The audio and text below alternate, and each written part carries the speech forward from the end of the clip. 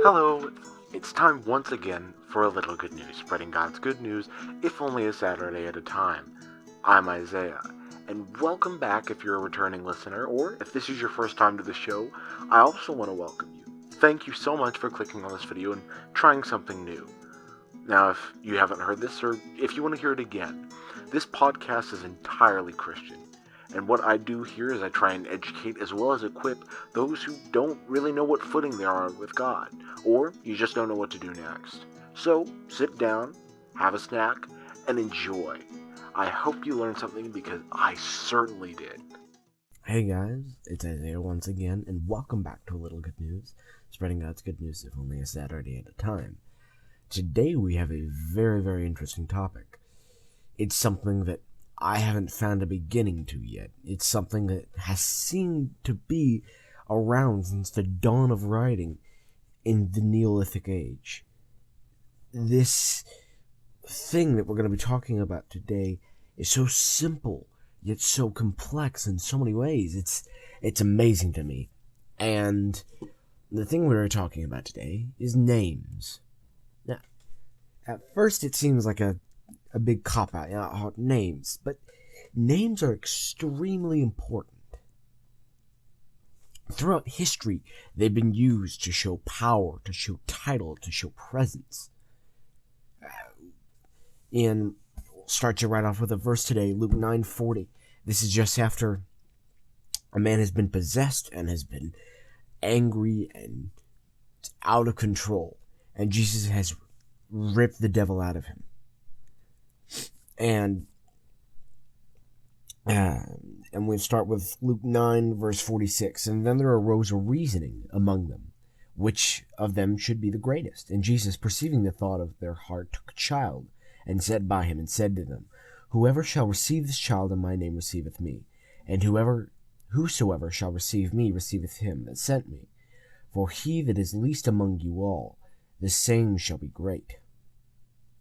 And John answered, and said, Master, we saw one casting out devils in thy name, and we forbade him, because he followeth not with us. Just that last verse one more time. And John answered and said, Master, we saw one casting out devils in thy name, and we forbade him, because he followeth not with us. Immediately we can see from this that this guy was doing good work. He was casting out devils. He was casting out demons from people's life. Something that isn't very common in our time and probably still wasn't in that time. And John says, Master, we've stopped him, we forbade him, because he was using your name and he doesn't follow with us. That tells me immediately that Jesus' name is so powerful that you don't use it unless it's serious, or you follow him. So, Jesus' name is not to just be thrown around. It's that important. And many, many cultures have this view of names. First names, I can't find an origin for those. It seems to me that first names have been a classification system as long as we can remember. I mean, we probably, and I have no evidence of this, but before writing began, we probably had pictures or sounds, or we recognized each other by the sounds or the smells or some other form of communication. But names came around once writing came around. And it seems to me, because if someone can find an origin, please do. I'd be very, very interested. And so, one of the immediate civilizations that comes to my mind when we talk about names is ancient Egypt. Now, I don't know if you guys have read some of Rick Riordan's books, but one of them is called The Red Pyramid. And it's a trilogy with the Red Pyramid, the Throne of Fire, and the Serpent's Shadow. And it's an awesome book. It's an awesome book series about Egyptian gods and the deities and the myths and the tales. And it teaches you a lot. And I'm surprised to realize how much of this stuff is actually true and how much he did make up.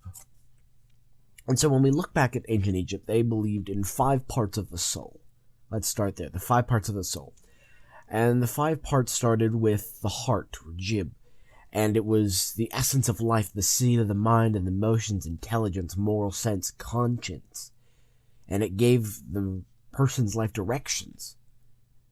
And it was, this part of the soul was formed at conception when a drop of the mother's blood was poured into this child. And, fun fact, this is the part of the soul that was weighed on the scales of either justice or truth, and in the underworld, and Anubis, and there would be Anubis and Osiris, and on one side would be your heart, the heart part of your soul, and the other part would be the feather of truth. And if they weighed the exact same amount, you were free, you were happy, you got to go to paradise in the underworld. If they didn't, then they knew that you weren't a good person, and Ammit, the destroyer, would eat your heart, and you'd be a lost and tormented soul for the rest of your existence. Yeah. That's some punishment. The next part, we'll skip over the name real quick. So let's go to number 3, the Ka. Apparently the Egyptians never really defined what the Ka was. It had a bunch of changes going on, but it was very close throughout life and death. So it came into being when the person was born, often depicted as a twin or a double, but unlike the body where it belonged to, it was immortal, provided it received nourishment. So that's the part that they would feed. You see in Egyptian tombs, they put canopies of food and oil and water, and that's what they would feed this soul, to make sure that it was nourished for the afterlife. The next part we have is the Shuet, or the shadow.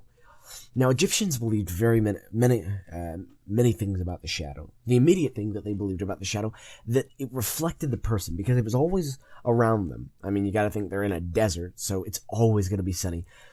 So they always have the shadow with them. So they thought, immediately, that it reflected the person.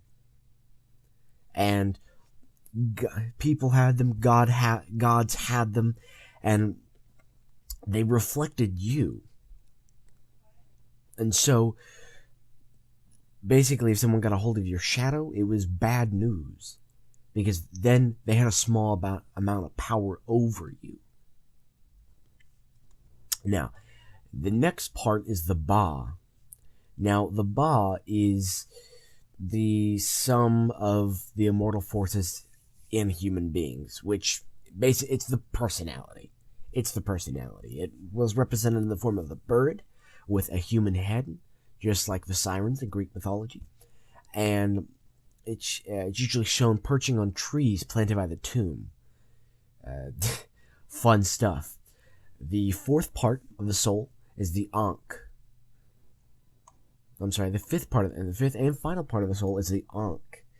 Or Axe. Sorry. Mispronunciation there. And according to the pyramid text number something, the body is buried while the Ankh, the shining one, also known as, ascends to the sky, becoming a star. It comes into being when the Ba and Ka unite, and is the part of the person least bound to the rest, leaving it behind in the quest of rising to the heavens to join King Unas, join the stars. Okay, sorry, misread that. Rising to the heavens, and then it gives a short poem about King Unas. Now, the thing we're after, the name, the Ren. This was the foundation of you as an individual. Only you could be addressed and represented by your name. And this isn't your common name. Like in taxonomy, when we have the common name, and then we have the scientific name. This was your scientific name. There was only one. And it was given to you at the time of birth by the gods. And so, this name carried immense power, And if someone got your secret name, we'll call it, your Ren, it was really bad. Because immediately, they had power over you. They could see they give insight into your body. So, speaking it out loud, not a good idea. Writing it down, not a good idea. And most people never knew their secret name. Because our secret names are hidden from us. But they define you. They outline you in every sense. And, fun fact about Egypt that I also want to do because it has everything to do with names. It's a fun little thing called an execration. Now, execrations are executions, but way, way worse. And let me just read this kind of paragraph here, and it'll pretty much sum up what it is. In the eyes of the ancient Egyptians, the world was a dangerous place where the unexpected might happen at any time, and its order had to be defended day in, day out. Now, I'll remind you, Egypt believed in not good and evil, but chaos and order. And so, the gods of order may not do the right thing, but they remained in order. Also known, and the force of order was called Mayat, and the spirit of chaos was called Apopis. Kings, as rulers, had to fend off demons or gods like Seth, who might disturb the cosmic order, actual and potential political foes who might endanger the rule, and thus Mayat, and almost everyone who must have known someone whom they suspected of harboring them ill will. While ordinary people could do little to ensure the daily rising of the sun, and had to trust the priesthood in the temples to do so with their daily liturgies, they did have magic at their disposal to protect themselves from their enemies, be they human or demonic. The easiest way to do so was by wearing amulets or reciting spells, but this was at times deemed insufficient. They need more substantial defense against evil, and the need for the more substantial defense against evil was the so-called execration ritual. The base and general symbolic destructions of one enemies together with spells performed by experts in magic. As time went by, the idea of an afterlife grew stronger and more widespread. People came to realize that the deceased, less able to defend themselves than the living, were in the special danger, both from the dangers lurking in the other world and humans disturbing the peace of their tombs. The execration rituals originally performed for the protection in the here and now for an individual, or more often for a group of people, came to be part of the funerary rites. The early record, and that's where we're going to end there, but execration rituals were used in time, like they said, in defense, or attacking before you could be attacked yourself. So what they would do is they'd grab clay, or they'd grab wax, or they would grab wood, or stone even, if they were that desperate. And what they do is they'd carve it in an animal's likeness if they wanted to get rid of a certain chaos god, or they would carve it in a human figure, and it would be the figure of someone that you wanted. So let's say I'm carving an execration figure for my friend Matt, I don't know, and I carve it in his likeness, and I would write his name across the chest of this figure. Now, it would work immensely better if you could have their secret name. They would be bound so deep into the duat or the underlayers of the world that they may never return. Their Ren and Shuet and 5 parts of soul may never return. So, you would write the symbol across the chest, you would spit on this figure, and then you would stab it with a knife and then throw it into a blacksmith's forge, therefore burning it into nothing. And this was perceived to be they're gone. That you are defended against that. And this whole thing relied on the name. Because if it was the wrong likeness or you didn't have the right name, you would get rid of the wrong person, or it may not work in general. And so, again, throughout history, names are incredibly important. And even in the Bible, if you remember, Peter used to be Simon. Jesus changed his name. Jesus changed a lot of people's names for the better because he knew what they would become. And names back then, in those days, were to be held as truths. At Genesis, we were talking about a man whose name meant coward, runaway. It meant humiliation. It meant defeat. Thanks, Mom. Love you too. Naming your child humiliation. Yeah, that great. But he stood out in front of us because he had this field, and back then, I keep saying back then, but back in those days, your property was your life. It was the only thing in reality that you could pass on to your children, and then pass on to their children, and their children, and their children. It was your life. That's where you got your food, your water, everything. And so you got 400 guys coming to take his land. And everyone around him. And all the rest of them in the Israeli army, they leave, standing him. And you gotta imagine this guy, like we talked about last episode, he had doubt. His sword shaken. And him being a godly man, prays to God, Lord, give me this victory.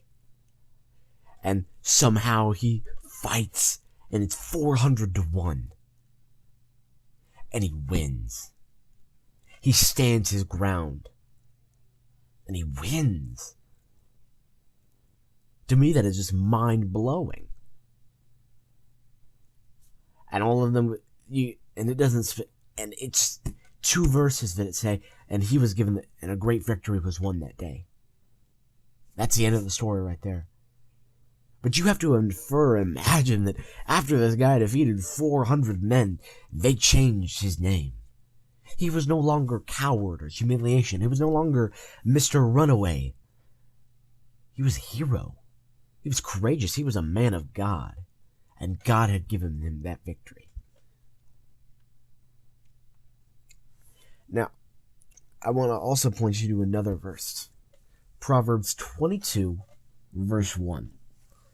A good name is rather to be chosen than great riches, and loving favor rather than silver or gold. Now, today we've talked about the very, very importance of names, how it defines you, how, and all throughout history, people have looked to names as a categorizing system to represent you. And the quality and the representation of your name to you depends on you. Because your name is your legacy. Back to ancient Egypt, they believed that as long as your name was remembered, spoken, read, that it would be alive, and you would be alive in total. That you wouldn't be forgotten and lost into the mists of the underworld. What is your legacy that you're leaving with your name? If I were to go up to your friends, your schoolmates, and say your name, yeah, I'm friends with him, well, how would they react? How would they say? Would they be positive? Oh yeah, no, I know that man too. We're tight, man. Really awesome kid. Or would they shy away? Would they show, oh, I know him, but my point here, and I feel that it's a pretty easy point, and I'm going to do it in the most terrible way possible. Check yourself.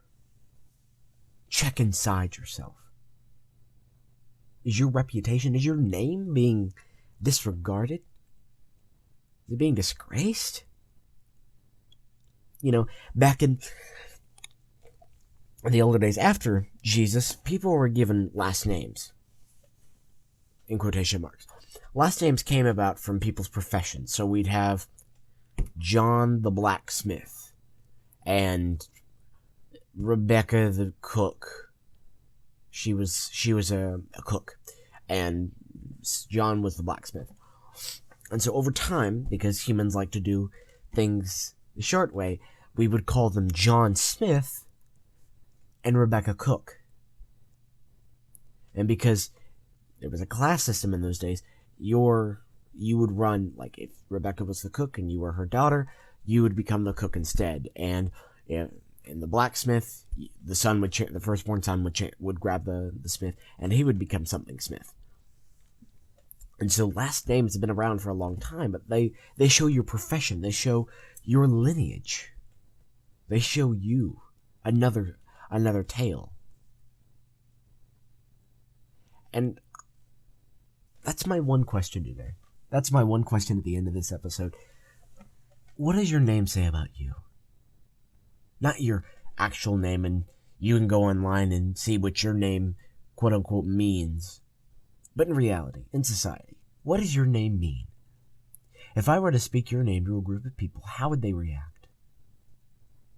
That is all that matters when I say, what does your name mean?